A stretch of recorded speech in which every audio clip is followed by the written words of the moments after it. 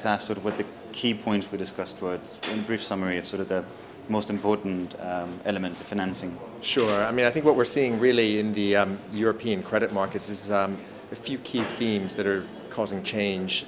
Really, some of the key themes really are, the Basel III rules coming into effect starting in January of next year. It's a 5-year phase-in. It's creating balance sheet pressure on commercial banks as they need to delever.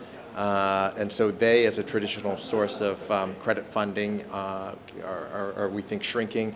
We're also seeing the CLO market in London really shrinking as well. These are vehicles formed in 2005, 6, and 7, and as a source of credit, this is also a melting ice cube where we're seeing about $25 billion of liquidity evaporating from them over the next 4 years.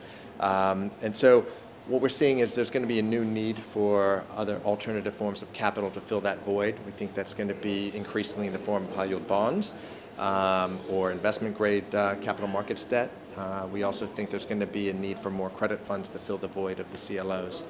And then finally mezzanine as well. So we are seeing a sea change in terms of investor composition over the next few years supporting debt.